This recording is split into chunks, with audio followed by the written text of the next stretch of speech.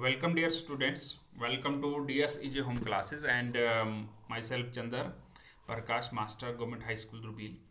और हम class ninth का U3 का सिलेबस अभी कवर कर रहे हैं इंग्लिश में।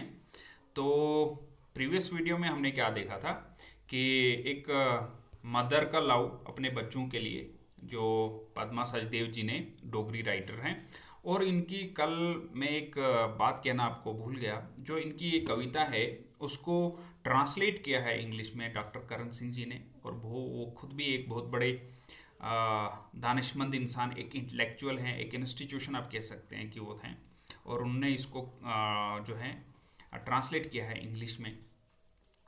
और जैसे हमने देखा, एक कुकू जो है किस तरीके से डरी हुई है, अपने बच्चों को बचाने के लिए वो क्या करती है कि वो रुक जाती है एक पेड़ के ऊपर, झाड़ियों के ऊपर। और वहाँ पर उसके बच्चे भूखे हैं, वो चिल्ला रहे हैं, वो चीख रहे हैं। उनको नहीं पता कि खतरा खतरा भी है, लेकिन उसको अंदेशा हो जाता है कि there is some uneven things being happened. There is airy that atmosphere in that forest due to she because she hears some sounds of walking that block cart. और फिर जब वो ब्लॉक कार्ट उसके सामने आ जाता है तो then she is more afraid after seeing that bullock cart, because वहाँ पर जो है that driver of the bullock cart is sleeping and he has his eyes are covered with turban, and she fears that hookah might fell down and forest may got catch fire. तो इससे जो है उसको वो डर पैदा होता है। तो उसी को हम आगे आज इस को पढ़ने की कोशिश, कल हमने ये पूरी पोएम समरीज की थी। आज हम इसके थोड़े से पोइटिक डिवाइस भी कर लेते हैं। और पोइटिक डिवाइसेस करने के बाद जो है हम इसके जो क्वेश्चन आंसर हैं जो आपके टेक्स्ट बुक में दिए गए हैं उनको भी निकालने की कोशिश करेंगे। तो सबसे पहले अगर आप देखें तो in the fearful silence of the forest, fearful forest, fearful forest, एक ही लाइन में एफ एफ लगा है। तो यहाँ पर इसको क्या बोलते हैं हम? एलिट्रेशन। क्या बोलेंगे? एलिट्रेशन। और एक और चीज अगर आप देखें यहाँ पर, ये जो राइम स्कीम इस पोएम की है, forest hear footfalls bulbul his head once next afraid pick somewhere beak. उसका मतलब कोई भी राइम स्कीम इस पोएम में नहीं है। जिस पोएम में कोई राइम स्कीम नहीं होती है तो इसको बोलते हैं फ्री वर्स पोएम। तो ये पोएम कौन सी है? Free verse. कौन सी राइम स्कीम इसमें यूज की है? फ्री वर्स पोएम है, कोई भी राइम स्कीम इसमें नहीं। अगर आप ये देखें नीचे यहाँ पर एक और रेड से मैंने मार्क किया हुआ है, some sound somewhere, some sound somewhere. तो कौन सा पोएटिक डिवाइस यूज हुआ है? बिल्कुल सही, अगर आपने सोच लिया हो तो यहाँ पर भी एलिट्रेशन का यूज हुआ है, सम साउंड समवेयर। और एक और पोएटिक डिवाइस का यूज हुआ है इस पोएम में। अगर आप देखें पिक्चर्स, तो डरी हुई बुलबुल, बुलबुल के कुकू एंड बुलबुल और उसके बच्चे, और कार्ट, बुलक कार्ट। तो ये सारा जो है जब हमारे माइंड के अंदर एक इमेज बने तो उसको हम क्या बोलते हैं? इमेजरी। तो इमेजरी का बहुत ज़्यादा यूज हुआ है इस पोएम के अंदर। ठीक है, तो ये समरी हमने कल भी की थी। The poem is about the love of mother for her children. तो ये आपने समरी भी की होगी, होप कि आपने की होगी। तो जो पोएटिक इमेजरी जो इसमें यूज हुई, fearful silence of the forest, fearful silence, एक खामोशी है जंगल में, कौन सी? डरावनी। Ears prick to pick some sound, कान खड़े हैं उसके। थॉट्स आर फ्रीयर हुक्का our turns, the forest on fire can not lift its leg. अपने टांगे जो है लिफ्ट नहीं कर सकती है डर से।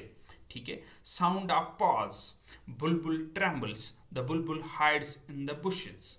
तो ये सब जो हैं पोएटिक डिवाइस यूज हैं, कौन से? इमेजरी, यानी जिससे हमारे दिमाग के अंदर एक इमेज बने। तो तीन पोएटिक डिवाइस हमने इसमें पढ़े, एक फ्री वर्स, दूसरा एलिट्रेशन, तीसरा जो है इमेजरी का, जो बहुत ज्यादा यूज हुआ है इस पोएम के अंदर। क्वेश्चन नंबर 1 आपका टेक्स्ट बुक का है क्या? Why is the bulbul afraid? Why does the bulbul hasten to its nest? The bulbul is afraid because the forest is in thoughts of terror.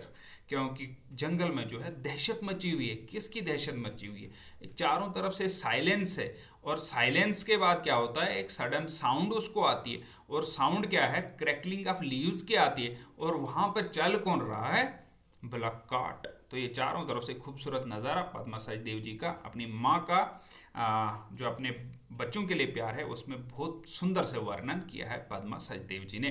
Y does the bulbul hide in the bushes, why she hides in the bushes, झाड़ियों में छुप जाती क्यों? She hides, yeah, it hides behind the bushes because it doesn't want to be noticed by anyone. ये छुप जाता है क्योंकि ये नहीं चाहता कि कोई इसको नोटिस कर। Gets terrified of hearing the sound of the wheels of the cart.